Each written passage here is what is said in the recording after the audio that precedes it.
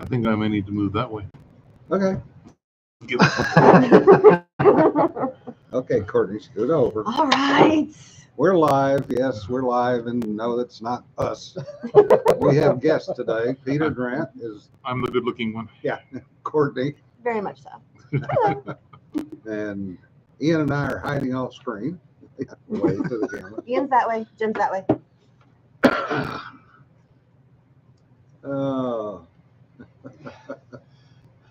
Okay, to start out with, I'd like to remind everybody that we got about a week left on the multi-anthology. Yep. We have 5 stories turned in. We need about 5 more. Mm-hmm. Come on, guys. Come on. Let's get this. little week warning here, guys. Yeah. Mm-hmm. Mm-hmm. You can always extend the deadline a bit. But... No. There will be no extending of this deadline because I have there are goals we have to meet to get stuff printed so we can have it at Tulcon. Where are you having it printed? We're gonna do through Amazon, which Yeah. is why we have. Yeah, they've got about a 3-week backlog now on author copies. So if we're gonna do it, we need to have it. We need to have at least one at Tulcon because Mhm. somebody talked me into presenting one to David Weber at Tulcon. Who will be there. And the software you're using to typeset and edit and so on? Yeah, Brennan, how's your foot doing, by the way? What Emma had to sew for you so you could get around. Oh yeah. Oh, that looked awful. Yeah. Yeah. Using just the word processor to put everything together. And yeah, I've got formatting software. Remember, I've got Vellum if you need me to run it through there and get it formatted. Very fast. Yes, if we can do that quickly, that might help actually. 7 stitches is still 7 stitches on the bottom of your foot, which is not a lot of fun. Bottom of your foot's a bad place to get stitches. And I'm glad you didn't lose the toe, because that's nasty. And Sanford is screwing with us. Oh, Ian, he finally came out his pants, and Jim, you put on weight. No, I don't think Ian would look that good as a trans. No. The ginger beard would get in the way. Mm-hmm. In other news, in the rampant stupidity continuation / version whatever for the administration. Yes, you could. If anybody didn't hear that, John had just stomped out the back and said, "I can make anybody look good in a dress." And I can do makeup, and we can make you look like a passable almost girl. No. You can be a dwarf. What would you do with the beard? Put little sparklies in it. Yeah. Anyway, if you've been watching the news at all, you know that Russia invaded Ukraine yesterday. Yes. And it took until this morning for the administration to finally admit, oh, yeah, it's really an invasion. So the question now is, what is going to happen next? Well, my thing is, anybody that's still clinging to the belief that Trump was in Putin's pocket, they should put paid to that. Because if Trump had actually been in Putin's pocket, Putin would have been in Ukraine a long time ago. Oh, yeah. Yeah, but I'm afraid I regard the whole Ukraine thing as one of the most mind-boggling boondoggles ever, because we know the entire Biden family has been in Ukraine's pocket for years. Oh, yeah. They've certainly made millions, and it may by now be in the hundreds of billions out of that country. And now they're getting all uptight and pro-Ukraine and must defend against. Come on, guys! Do you really think we're going to buy that? You're trying to protect your income stream. And as for Putin, I'm afraid historically he is absolutely right. Der Spiegel in Germany and a few others have unearthed documents from the 1990s proving that NATO promised Russia that no, we would not expand eastward, that if you let things go and you just dissolve the Warsaw Pact and dissolve the Soviet Union, we will not act in any threatening way, we won't expand towards your borders. And they've broken those promises wholesale. So I'm not surprised that Putin is angry about it. And frankly, in his shoes, I would have done something a long time ago. You can lie and obfuscate and twist this all you like, but the historical facts are there. And I don't think they're in any sense arguable. Yeah, and, of course, the media is saying, well, he violated the Minsk Treaty. He did. Which we did years before. Yeah, exactly. And duh.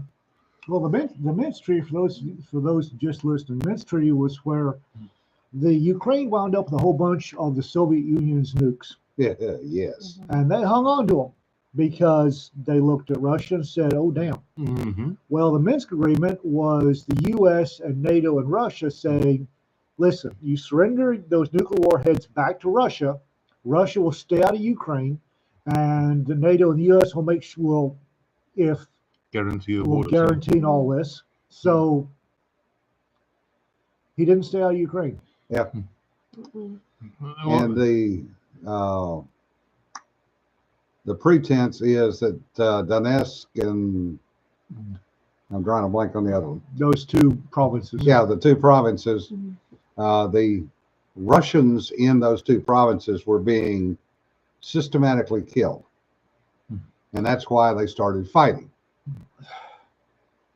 So basically, it's the Ukrainian version of Antifa. Yeah. A small, loud group of breakaways started yelling, screaming, probably with Russian money and Russian provocateurs. And Russian weapons, including artillery. Which is just what we did in the Ukraine when we overthrew the democratically elected president and installed our own puppet there some years ago. Yeah. Russia's been leading out of our playbook. Yeah. So again, we haven't got an ethical or moral leg to stand on. Ukraine has been our screw up almost from the beginning. Yeah. Well, actually, Brennan, Russians got the deep water port with Crimea. Yeah. Yep. So what they wanted was a land bridge, not a water bridge to Crimea. Well, what they want is the Ukraine and its grain fields back. Yes. And their minerals. Yeah. Well, they've got the minerals in the two breakaway provinces. That's one of the biggest coal fields in the world. Yeah. And that's now going to be exporting its stuff to Russia rather than Ukraine. But the whole thing is just corruption from start to finish on America's part. We are far more guilty of interference in that than Russia has been. Yeah. And Putin has drawn a line in the sand and said no more. And quite frankly, I don't blame him. If I were in his shoes, I would have done the same thing. Yep. And Bill's point's excellent. Ukraine population is a third or more ethnically and culturally Russian because of the pogroms in the 30s. That was a lot of that was the Crimea Peninsula. Yeah. Stalin wanted to make sure the Crimea and that the one warm water all year deep water port stayed Russian. Yep. So he wiped out a bunch of the Crimea Peninsula and exported, not willingly, Russian folks to populate it. Well, that and the dachas down on the Black Sea. Yeah, most of those are in Ukraine. They're not Crimea on the Ukrainian. Yeah, but they want them all back. Well, it's interesting, of course, because I've made something of a study of the Soviet Union and South Africa, because I was in South Africa and I saw this happening there. You saw two direct proofs of the every action begets an equal and opposite reaction. In South Africa, the tendency was, or the apartheid government wanted, to make every black tribe independent. They gave them homelands. 4 of them became at least nominally independent. The rest of the world didn't recognize them. And they went so far as to try to strip black people of South African citizenship to make them citizens of their own ethnic homeland. Well, they gave them the worst of the land, of course, and in very small quantities, which is what any oligarchy tends to do. But the inevitable reaction when apartheid ended was a drive back to the center. Everyone who'd been artificially forced apart said, no, we want to be one nation. Yeah. And you got a united South Africa where the homelands went by the board. And the couple that tried to stay independent got forcibly taken over. In Russia, you had the opposite. The Soviet Union forcibly centralized everything. You will be part of the Soviet Union. You'll have delegates and so on, but basically Russia will rule everyone else. And then along came the end of the Berlin Wall and the fall of the Soviet Union. And the opposite happened. The reaction was flee from the center. Yep. And everything decided to become independent. All the Stans, all the Ickies and the Dookies and the other things went off and formed their own states. And you're now seeing the fallout where most of those states are simply not viable. They're either run by one crime family. Yeah. There's a few of those around. Or they are simply economically, culturally not viable as an entity. So now Russia is trying to get influence to bring them back together. Well, and it's succeeding in some of them. You got to look too, and like Wallace said, Putin says this is all mine. Putin is and always has been, a KGB USSR, Right. United Soviet Socialist Republics But proponent, and this is what he's doing to take those back.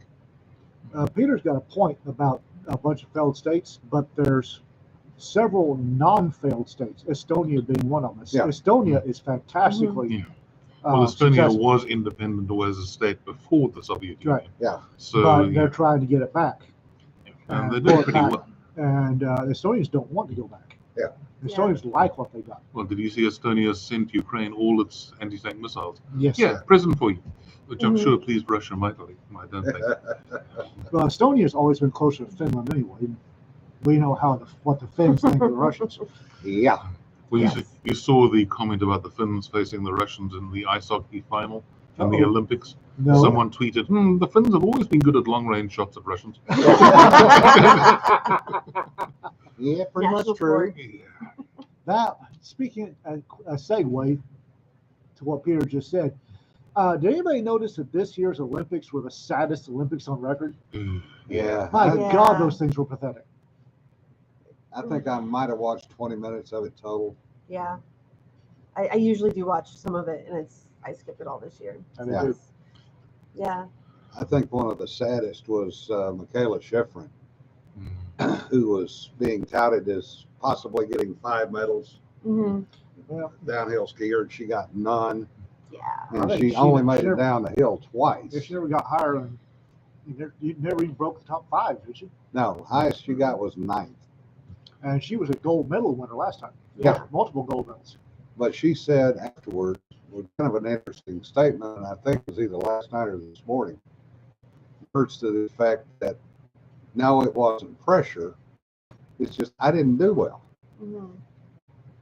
She said it's not about pressure. She said the media coverage did bottom. Hmm. Bother first time.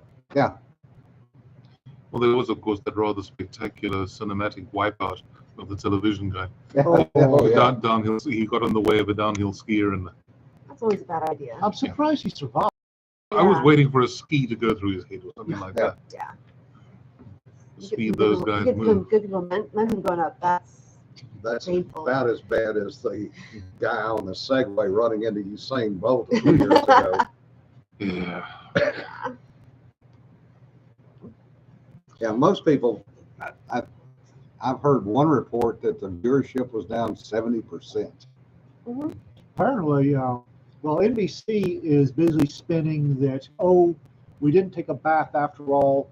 The streaming Yeah. and the YouTube copies of our streaming, that how, Yeah, right. yeah, NBC took a bath.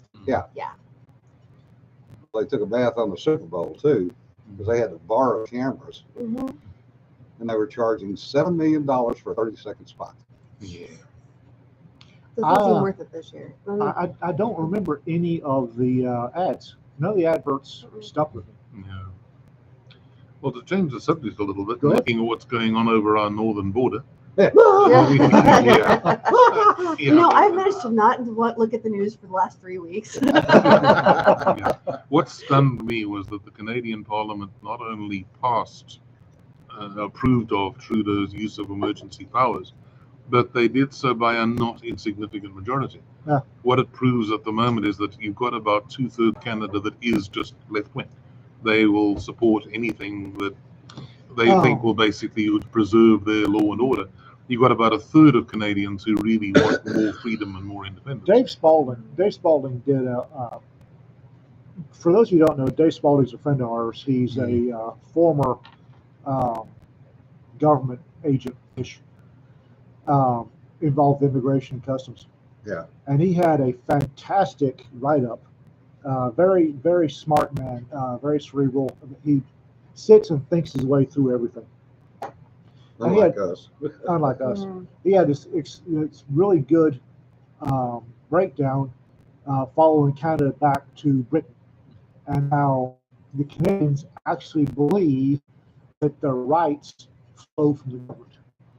Mhm. And he had examples of everything. The Canadians honestly believe that their rights come from the government, Yeah. and that your rights can't interfere with anybody else's. And he had quotes and everything. And This place like their legal system with the you can't offend somebody else right, if like you legally. yeah, if and that was a point he made, is exercising your rights can't offend anybody else. Right.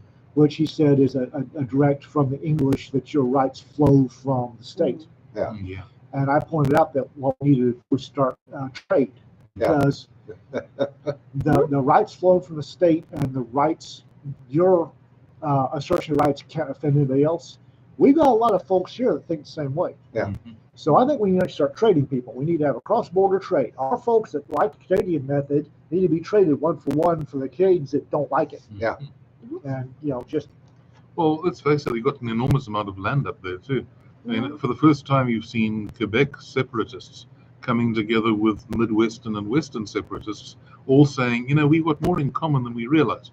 And I would not be surprised to see a new push for Quebec independence and Manitoba, And Alberta, coming in. Saskatchewan, people like that. Just so coming you in. know, there's convoys going on in major cities in all of the provinces right now. Yeah. You don't get to hear about it on Canadian news, strangely enough, or U.S. Right. news. or either. U.S. news, strangely enough. But the live feeds on YouTube have been fascinating. Yeah, there's still a lot of border posts blockaded. Yeah, well, they've cleared those, but all the other places are going, oh, we don't like this nonsense. Yeah. I love the whole thing of we don't like your politics, so we're going to steal all your money.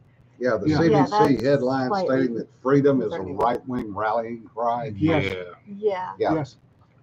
I don't think that would go down very well in Texas, do you? No. Well, outside of Austin, it wouldn't go down well. Well, and Even parts of Austin. the point about taking money, some of the reports that have come out, there was a trucker who participated who has had all of his bank accounts frozen related to his trucking company, and a bank account not even associated with his trucking company also froze. Mm-hmm. There was a lady that was basically out of donated $50 Mhm. who has had her account frozen. And she's Yeah. not a trucker, she's donated to the cause. Yeah. And they froze her entire bank account. Yes, and the police officer, the chief of police, who was installed somewhat illegally after the first one was pushed out, announced that, oh no, they're going to use everything they possibly can Oh, yeah. to chase down every single person involved. And they were taking pictures of license plates and all kinds Oh, of yeah. stuff. And I'm like, wow, BLM can burn the goddamn city down. Mhm. And we'll kneel for you. Well, the whole thing is the more you make people victims, the more they're likely to say, if you leave me no alternative, I will show you something you don't want to see. Uh-huh. Yeah. And Well, I I have- believe that may be coming. I Yeah. have like the response from the crypto companies who like Yeah, the redimensionalize crypto their stuff. response was It's like, fabulous. and That we was can't, and also no. Yeah. Yeah, well, and Give Send Go said, hey, Mhm. we're not a Canadian company. Yeah, they can. They Yeah. can't do anything to us. So Well, and Oh, Dave, Sean brings up another good point. Cancel culture going after Evangeline Lilly because she simply said that Trudeau should speak to the truckers. Mhm. So, and going back to Dave, again, level-headed, thinks this is not a reactionary man. He writes these long posts. He made this excellent point that this shows that peaceful protest is not functional right now. Yeah. you don't get to be peaceful. If you protest like Antifa and BLM violently, anonymously, you're safe. Yeah. Mhm. If you protest, quote unquote, air quotes, please, the proper way, you're screwed. These folks will be screwed for years, if not decades. Yeah. Well, only the law-abiding citizens are the ones who are going to be hit by the law. Mhm. It's they've shown that they're not going to actually interfere with people who are actively breaking the law in a lot of senses. Putting everybody out of prison because of the COVID bullshit nonsense. Sorry. well, Bill up at Meade Hall made a good point. The power of the people has always been in the numbers. Mhm. And what we're seeing is the same thing with Antifa. A very small percentage Mhm. are driving this to take over everybody else. Well, the interesting part is what I find interesting and quite frankly scary is everybody down here is looking up there and seeing what could happen. Yeah. We've had January 6th and the overreaction to that. Now we're watching overreaction to peaceful protests. You think folks down here are, for the longest time, peaceful protests always been an option. Yeah. And I think folks down here think peaceful protest is an option now. Yeah, and they're throwing the fences back up around the Capitol. Yeah. That started Monday. Mhm. They're deathly afraid of the truckers showing up in D.C. It's not the truckers. It's okay. If this, do we donate and peacefully protest, petition to have a rights redress government, or do we go all Antifa on them? Yeah. Do they want the Midwest going Antifa/BLM? Really? Seriously? Yeah. The people who are quiet and paying attention, who know we're going to find out what works, and we're going to do what works. We're watching across the border saying, oh, peaceful protests get you screwed over. Yeah. Mhm. For, like I said, decades. Get your accounts frozen, harassed, doxxed, cops showing up. You think they're going to peacefully protest? They're going to protest. And the choice is they protest peacefully or they protest like Antifa does. Yeah. Well, one of my blog commenters, Dave Wilton, lives in Canada. And he said in a text to me yesterday that he's afraid they're going to come after the guns again. Mhm. Oh, yeah. We're the worst voters in the world. Yeah. We really are. We're terrible. I mean, We can't keep a boat upright on a anywhere. they can have the ammo. I'll just, Well, that's the thing of it. The Wichita River is like 6 inches deep. And all of my guns are at the bottom of that 6-inch triple. Damn it. Well, what I'm looking forward fishing, to is so- how they plan to interfere with the truckers. I don't know if you picked up. I mentioned this on my blog yesterday. That they announced the main convoy leaves Los Angeles on Wednesday, tomorrow. Yeah. It was announced by official sources that from yesterday until Friday, the feds and the Arizona DPS are conducting a joint exercise along I-10 and along I-19 down to the border to inspect all commercial vehicles and all those that may be traveling with commercial vehicles. Safety checks and this kind of thing. Yeah. Yeah, this is in Kansas, though. No, Yeah. the question is, how far is this going to go? I'm expecting it in every state where there's a freedom convoy. They will try and mobilize the feds and the local cops to say, well, we're just going to check you so rigorously you can't move. Yeah. And sooner or later, someone's going to lose patience with that. Yeah. I am so glad I retired. I am so glad I retired. Yeah. Mm. I'm so glad I moved to Texas. me too. Well, the thing is, down here, if you told the average cop, okay, you're going to go and stop the truck convoy, he'd look at you and say, basically, well, he would tell you in words of one syllable what you could do with that order, because he knows what would happen to him if he does it. Now, there may be idiots in Austin who would do so, and a few in Houston and places like that, but the average Texas cop knows very well what would happen. He's just going to say, I ain't going there. A lot of truckers who've been driving through where all the BLM and then the Antifa riots have been, they're all armed. Because you don't want to be pulled out of the fucking cab of your truck. Oh, I'm going to tell you, And I started law enforcement in '93. When I started in the early to mid '90s, every cop or every trucker was armed. Yeah. Because truck stop back parking lots where, Oh, yeah, where they're the truckers terrifying. overnight are not the safest places in the world. Yeah. Talk about water holes on the Serengeti of crime. Yeah. Apparently, Douglas had an interesting morning. yeah. Apparently, the train pushed a semi a quarter of a mile before they got stopped.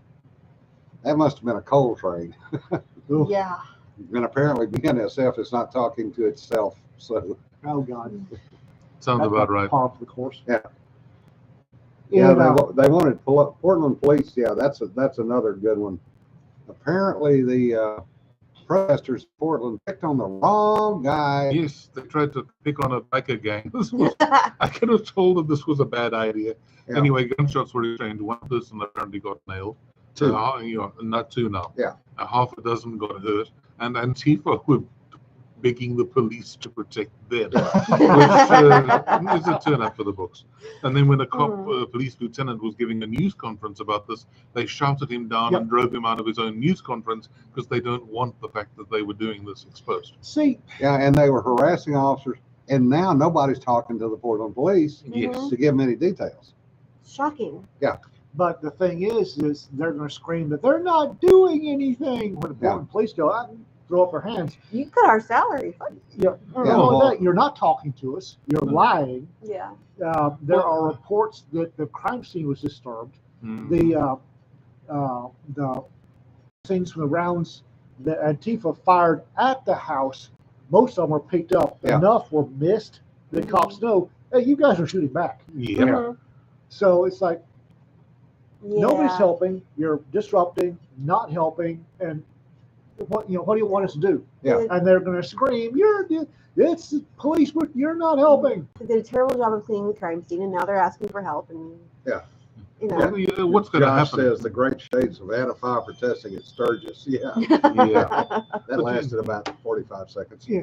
It's going to happen here like it ended up happening in South Africa, where the mass democratic movement, quote unquote, was attacking cops and the families of cops in the townships where they lived, trying to intimidate them. The cops got to the point where they'd say, okay, these guys are attacking us and our families. The other side is attacking these guys.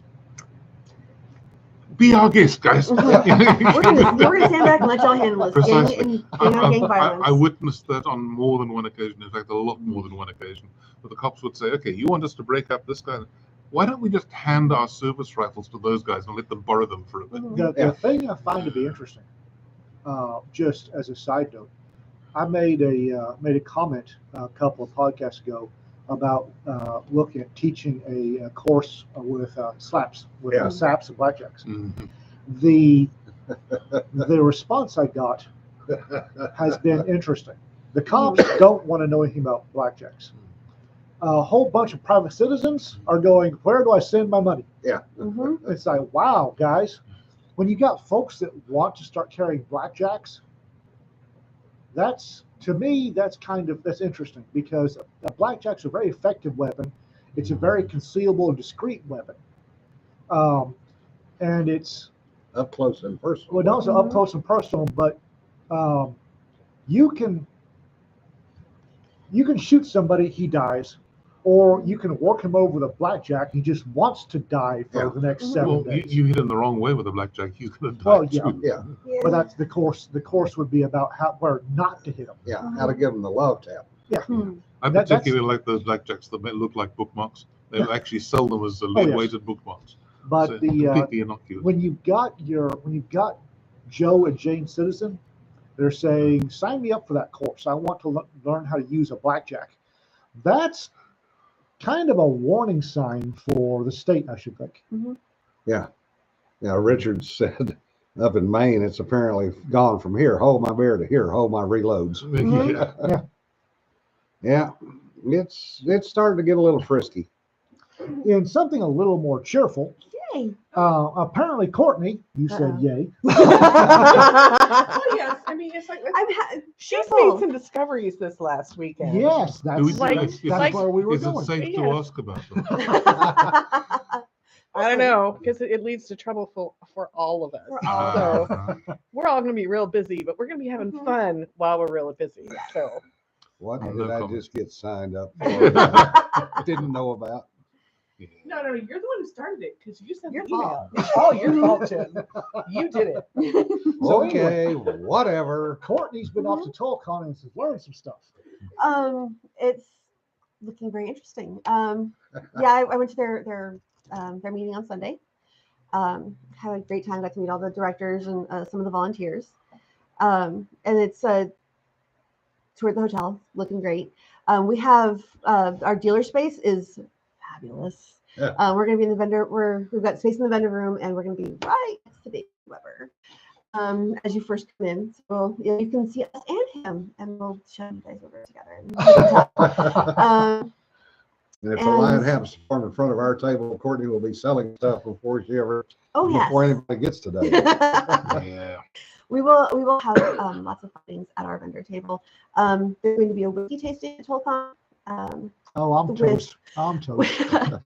With there's going to be glasses. I think he's having them personalized for the con and for the tasting. And so that's not going to interfere with the big ass book party. We've discussed scheduling on that. Like, you cannot do the tasting during the party because I'm going to tasting, and then I will go to the party, and I'll come to the party late. Depends on the size of the taste. But so yeah, we're gonna pretty much everyone involved wants to show up at our book party, so that's gonna be exciting. All right then. But we're gonna have there's a secret elevator to get up there, and you're going to have a ticket to get in, which is going to be coloring pages from one of your books. We haven't decided which one yet, but there'll probably be a couple.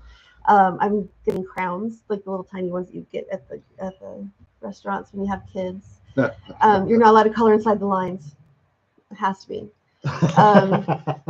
Yes, Brian, there's a whiskey tasting. It's on the website. It's part of the event, but it's a separate ticket, so you can buy that as well when you buy your badge, which I bought mine last night before. Oh, yeah. Anyway, I've got mine. We'll be there, confirmed. So we're going to be, yeah. So we're going to have those. We're going to have Jana's lanyards, which is currently putting together. Hopefully, some of my yes, lanyards. We have a few. We have a few lanyards that we will be selling at our table.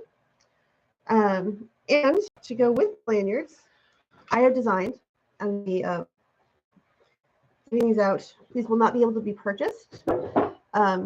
But if you do something I find interesting, this is my logo for my books. I'll be giving these out as presents and swag. And designs for others to give out as well. We'll have one for the North Texas That looks like a rather interesting figure. It is a pen nib. Thank you very much, sir. No, it isn't. That is not a nib. So it looks like the type of book she writes. There is that. Completely appropriate. TOLCon is going to be, to quote the kids, lit. Oh yes. Yeah, we've been having fun making up the seminars that we're going to be talking at. Some of them are scary. And quite frankly, we've sent in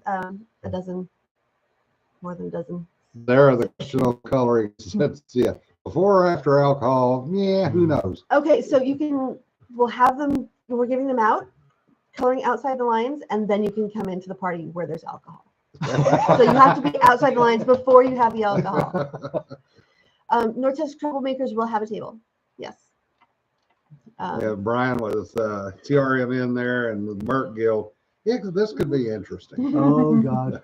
And the STA is going to be setting up outside, and there's going to be food trucks and food trucks. We have pretty much the run of the place. The restaurant is completely for TOLCon.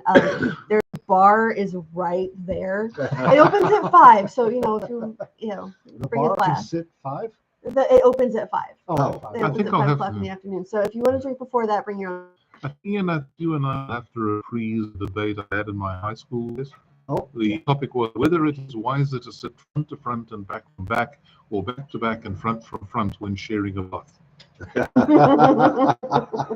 Oh, that face. I'm going to need to be at least a whiskey sour deep. I think we can arrange that. We also need help. Yes, if you are interested in TOLCon and coming, they need volunteers. People to count, run panels, count people in and out of doors, help set up, help tear down. There's going to be they show up at ConCom and say, "How can I help?" And they will be happy to put you to work. Yeah, David, a couple of us looked at confinement, but it's just a little bit too far to go. Honestly, my convention, my con schedule is pretty much maxed out right now.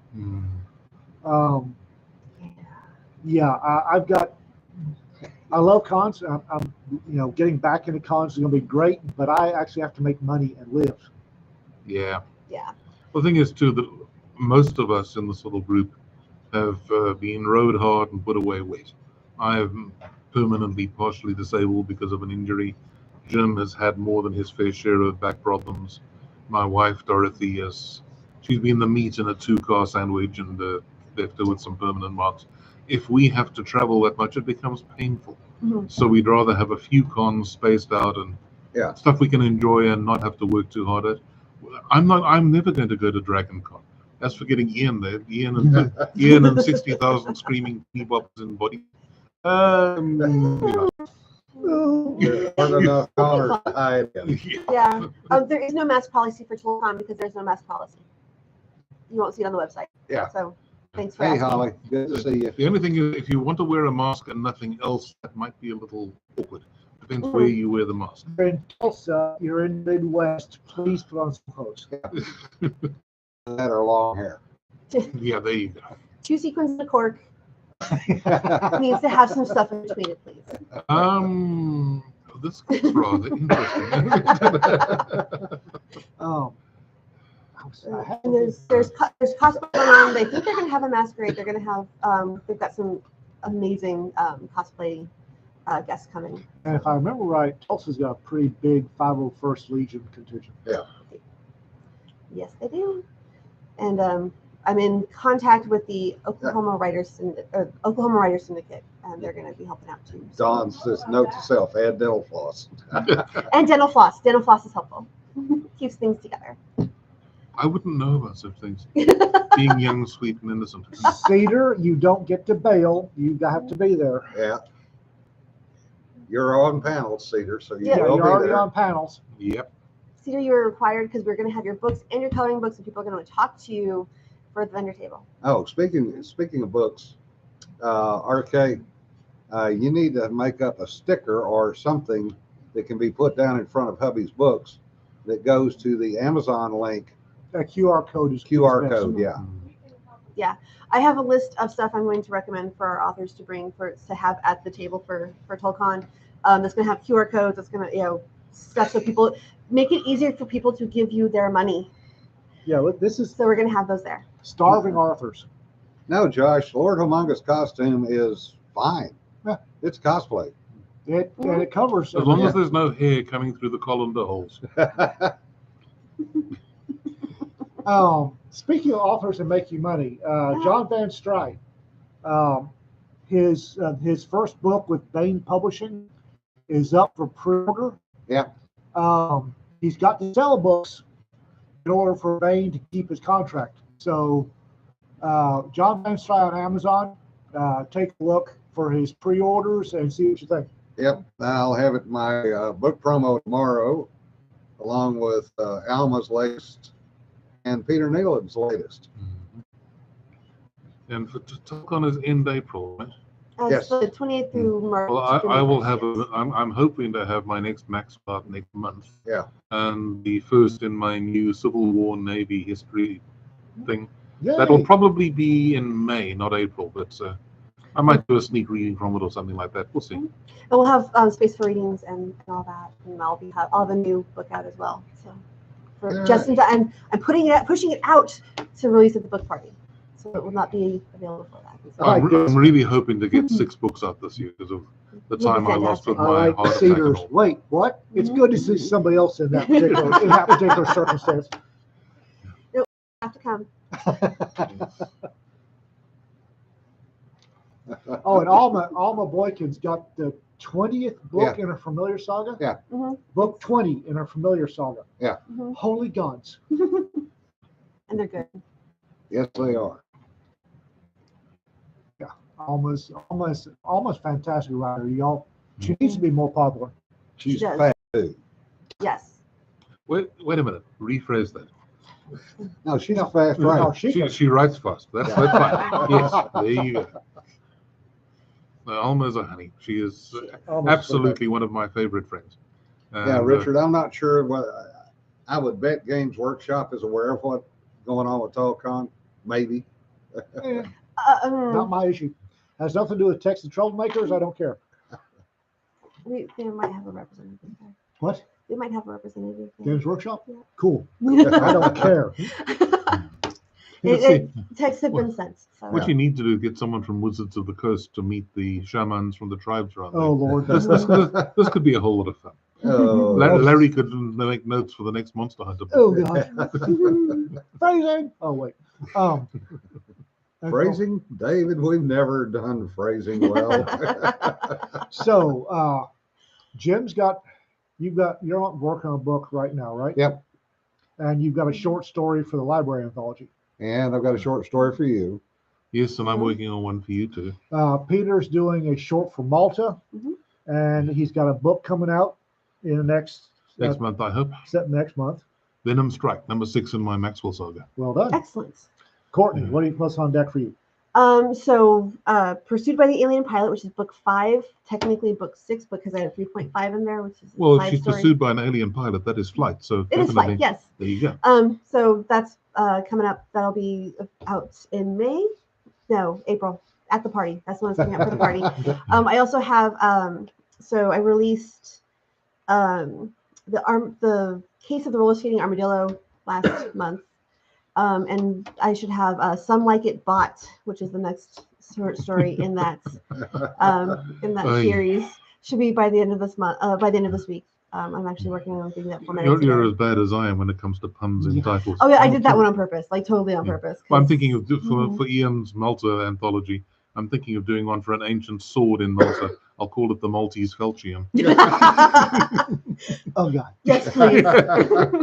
Oh, And those are my science fantasy stories that are cyborgs and shifters and on a space station in the rural rings of a space station. So Cedar is doing the illustrations for the next coloring book, which will be a combination. It'll be the Nigerian space program with the Astro Lizards, the Nigerian Sapper Legion with the Sapper Lizards, and the Major. And she's done several illustrations so far. One of which is a lovely picture of Chris and myself on the driveway, pounding on a bucket-sized lump of gunpowder with our steel rock hammers. And she catches the sparks quite nicely. And the wonderful thing was, when she posted it, somebody asked what was going on, and I explained what was going on. And I got a message on the messenger asking, how did we survive our childhood? Well, that's the someone question. was looking out for you. Yeah, Ian and I have several times reminisced about having the good old-style chemistry sets for kids with everything in them. Nowadays, they neuter those kits. There's nothing interesting like ammonium nitrate and potassium chlorate. Potassium chlorate. That's go separately. The things we could mix with those sets. The very first experiment, Chris and I got the old wooden chemistry set. Yep. Had one. And one too. And the very first experiment, the last line in it was, be sure to hold up a white card behind a flask so that the chlorine gas you have just produced is visible. And you were supposed to do it outside. They've neglected to mention that. Yes. That's like they neglected to mention. The second experiment was you had a little vial of iron filings and an iron slug. And so you light the Bunsen burner, which came. Yeah. And you toss the iron slug through, see what happens. Nothing. Now you throw the iron filings through. And so this is the experiment to show. I like the little flask of radium. Yeah. Paint the some things and make them luminous. It's actual radium. You put a Geiger counter over that. Yeah. But this was to show mass and volume. Well, also you weren't supposed to do it on your mother's Persian carpet. Yeah. One would think that would be obvious, but one has not raised small children. Small boys in particular. Yes. The last one we got was great because it was build your own cloud chamber. And for those of you who don't know, a cloud chamber is a way to track radioactive decay. Yeah. It's vapor and trails of radioactive particles through. So of course it came with uranium. Yeah. And you built this little cloud chamber, and you put the uranium, and you got to see the patterns. Yep. Pretty. Joel, thank you for that. Joel just commented that Via Fry has cautioned the reports of the $50 convoy donor account being frozen. It's not been verified. Okay, appreciate it. That's good. That's good. Steel wool, steel wool burns nicely. Oh, yes. Oh no, the fun part was also you get a stick of aluminum and a file. Yeah. Oh yeah. Yeah. Make aluminum shavings, filings, powder. Add it to things. Put a match to that. Yeah. Whee! Well, ours was you had the little stick of aluminum, a little stick of magnesium. Shave both of them, mix them, and then poof. Yeah. And then the next part you've now created thermite. Yeah. Yes, and I'm now putting out my eyebrows. There is a Probably reason my stand parents back a bit. banished me and my chemistry set to an outside room. Our house was built at the end of the 19th century and still had some old style servants' rooms in the back, and little tiny holes, nothing terribly exciting. We didn't use them. However, I got assigned to one with my chemistry set. You can do your dissections and your chemistry and all that out there where the smell doesn't come into the house. Because I produced some interesting odors. We, Yes. Chris and I, one of the experiments was you had remember the big 6-volt batteries? Yeah. You take the big 6-volt batteries and a beaker of water, and you run the battery and everything, and in these 2 flasks you will have a vapor, 2 vapors. One vapor is oxygen, one vapor is hydrogen. Chris and I went, ooh, hydrogen. So we got a plastic Leventis bag. Leventis was a grocery store in Africa, in West Africa. And we were dumping the flask that the hydrogen was in into this Leventis bag. Well, it would bounce, but it wouldn't raise. And my father had mentioned one time that hot air balloons were a little more efficient than hydrogen. So we figured, okay, we got hydrogen, we'll make a dual source. So we had a flaming cotton ball under the bag full of hydrogen gas. And it was floating in the middle of the garage when my dad pulled up. He went, what's that? We told him about our fuel hydrogen, and he cleaned both of us off the porch just before the hydrogen went up. Yes. So what you're saying is all of us have experience with mayhem from way back. Yeah. Oh, God, yes. Right? So this Single should digits. say some things about the Tolkien party. we were told if we were going to do rockets, we had to do them because I grew up off of a lake, and we had to do them by the lake, just so we didn't set the house on fire or the big field behind the house on fire. I had a really big Estes rocket, and Dad brought home some special stuff from the base. He didn't tell me to use a small amount. Yes, use as much as you can, and we were What fits? we were going back around and finding abandoned cars in the field behind the lake, and you've got we have a rocket, and they have fuel, so like. Oh, yeah. Let's see if there's gasoline in the I may car have still. had a little aiding and abetting from my dad because he worked for BP, the gas company, oil company, and he had contacts at the local refinery and at Somchem, which was an explosives manufacturer, produced a lot of military rockets and explosives as well as commercial dynamite. He used to bring home a few excess production items. And Peter, want to go down to Rondebosch Common? Let's see what this stuff is. light a fuse. Gee, that was boring, Dad. I know. Let's try this one. Yeah, my dad worked for Texaco, and we got a whole lot of fun things. That's about as bad as the guys with who could light the grill the fastest. Oh, Lord. And one scientist at Moffett decided to try it with hypergolics. Oh, Why? yeah, Butyl McCaptain. Yeah. He won 3/100ths of a second, and the charcoal was ready, and it was laying on the ground because the grill had disappeared. The grill left. Yeah. There was a rather large fireball, Mm-hmm. and they kind of went, I think we better stop this now. Yeah. This was the same guy that wrote the comparison of apples and oranges. Yes. By the way, if any of you out there have not read a book called Ignition, exclamation mark, Yeah. it is really worth your while to track it down. It's available free on the internet, and Amazon sells a copy. It's the misadventures of a rocket fuel scientist in the late 40s and early 50s, developing the fuels for all of the new missiles then under development. Yeah. And some of their experiments were quite catastrophic, to put it mildly. And he describes how the Navy wanted to develop fuels for rockets. And someone pointed out that if they had this on aircraft carriers, it would melt the deck as the rocket went up. And the Admiral said, no, not on our carriers. So they decided to try to put it on submarines. Yeah, which led to an even more interesting comment, yes.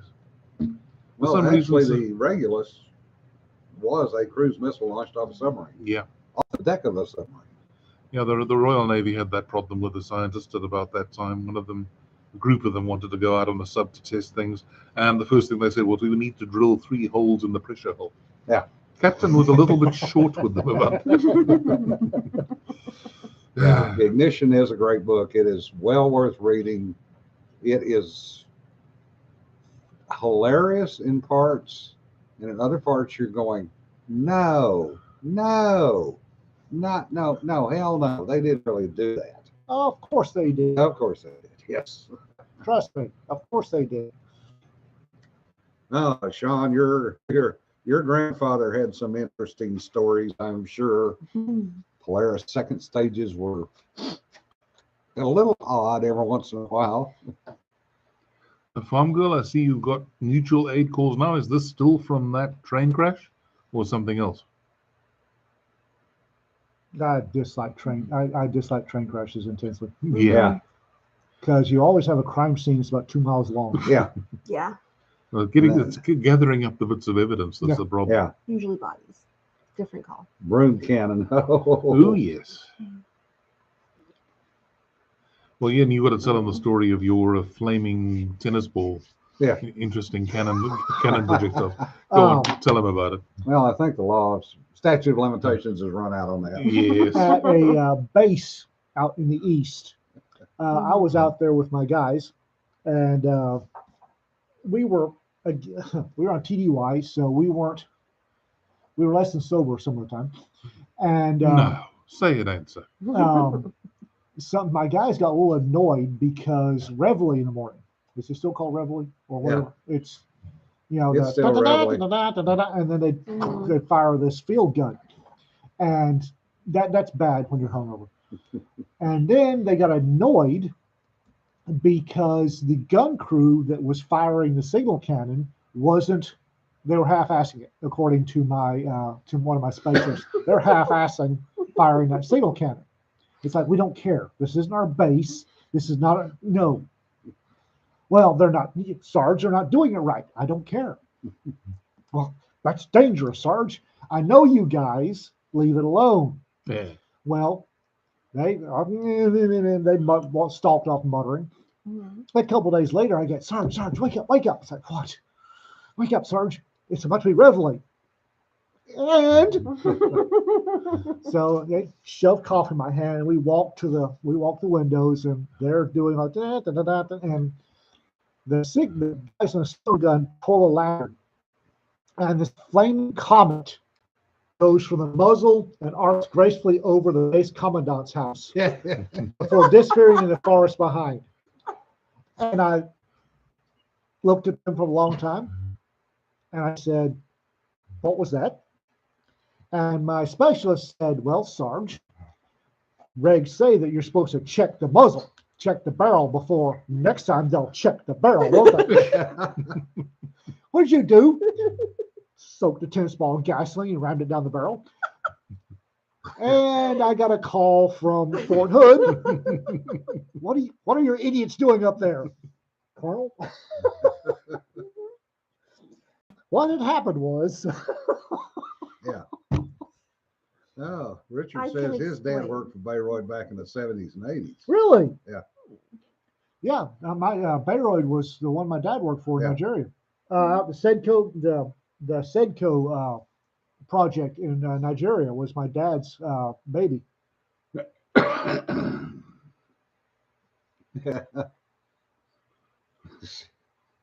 Not going to ask how you know a softball is a perfect fit for a mortar, Sanford. Depending on the size of the mortar. Well, you get the right PVC pipe, you can do softballs and baseballs. Yeah. Yes. Oh, I've never launched those at somebody's if you wanted to have some house. fun, you should actually drill a bowling ball that's been going to be used in the cannon, one of the bowling ball cannon. Put some tannerite in. Sounds like a terrible idea. Oh, the look on Ian's face. He's thinking about. Well, the problem with the bowling ball cannon is, well, the problem with the well, tannerite. it's actually two problems. Yeah. One, the son of a bitch whistles going out the barrel. Yeah, no kidding. That's And really two, you don't get the same path every time because the 3 holes Mhm. screw up the aerodynamics. Well, not only that, but the tannerite requires a short, sharp shock Yeah. I just to ignite. really love how you know that, Jim. Well, it's basic physics. You're gonna But have. no, we have been present when a bowling ball cannon was used multiple times. Yeah. The Yes. tannerite in the bowling ball, Doesn't work. about the only thing it might get set off when on initial ignition, which would be what we refer to as a bad thing. Yeah. Other than that, you're just wasting tannerite. Well, we'll think of a few things. Now, Maybe a gasoline-soaked bowling ball. How would you so? No. Put foam into the finger holes and soak that. You know? well, there'd be a sort of a tracer round, Yeah. Hmm. I think I'm giving the guys I idea. like that. and Dawn would kill us when we set half the pasture. But we hit the refrigerator. Yeah, Dave, if your father-in-law worked for Grumman back in the day, he spent a little time in Bandar Abbas, Iran. You Bandar Abbas. Yeah.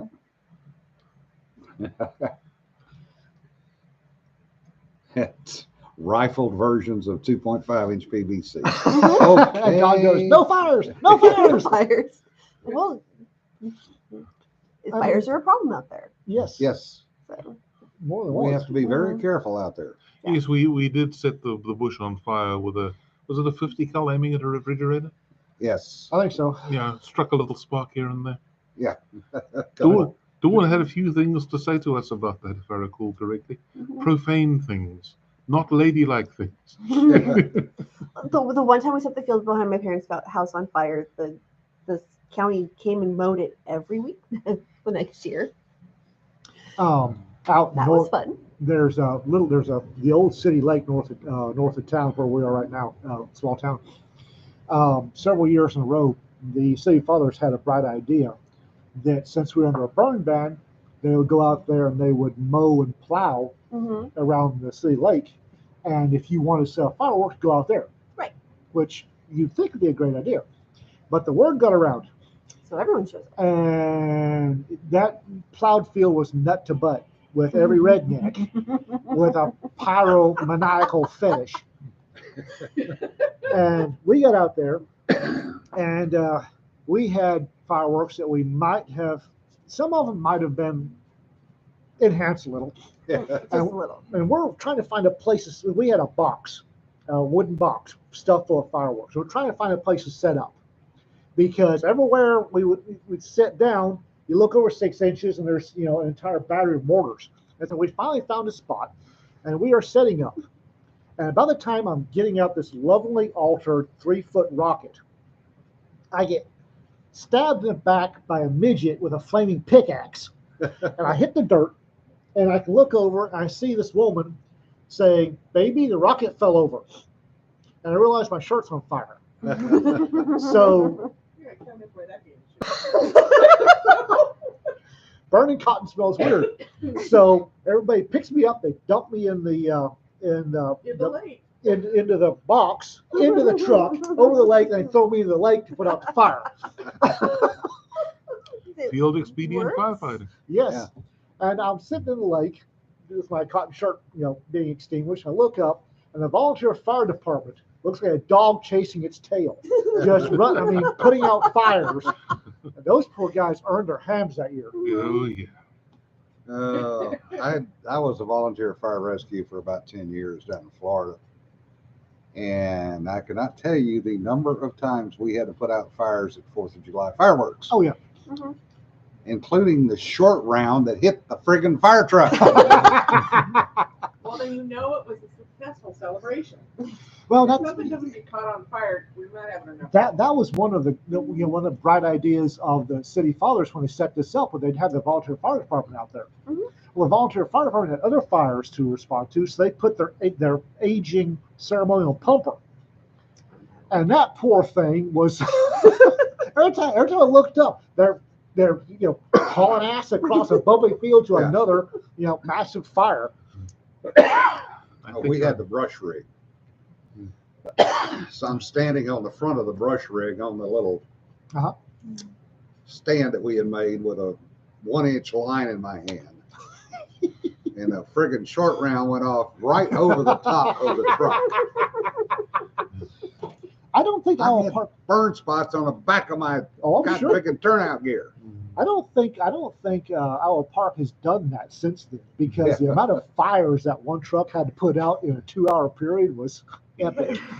Oh yeah, Sean. Anything up and down the coast on Mhm. 4th of July when you're on the beach, and it's just miles of fireworks everywhere. And it's amazing how far you can see. We sit here in our little town and sit out in my driveway and watch 5 different fireworks displays. And the year you have the best firework displays Yeah. is the year when the county says there will be no fireworks. Yes. And they're everywhere. Yeah, I mean, this is Really? Texas. The official word is you may not have fireworks. 10,000 people with fireworks. Oh yeah. They've been banned at my apartments in Denver for ever. And you have to park your cars somewhere else because the number of people who set them off in our parking lot Right. by the cars. Well, that's the great thing about the mortars. Mhm. The new artillery shells. Mhm. Yeah. You can set one up in the middle of the street, light it, and drive away. Yeah. And then as you're going, as you're fleeing the scene of the crime, so to speak, you can watch in the mirror as your artillery display goes off. And on that note, folks, we've wasted another hour of your time today. Holy crap, we have. I don't think it was a waste. Yeah, it's always a waste. Thank you very much to our guest, Peter and Yeah, Kortnee. thank you. Y'all need to show up a little more often. We will do our Do best. my best. I meant to be here a few weeks ago. That's all right. Had to take off. We're working on getting Kortnee here as a Things to do. permanent resident. Part-time currently. Part-time permanent. And remember, folks, don't sweat the petty stuff. Don't pet the sweaty stuff. And stay warm, because it's going to be colder than witch's tit in a brass bra the next couple No of days. kidding. Oh yeah. Bye. Y'all be safe.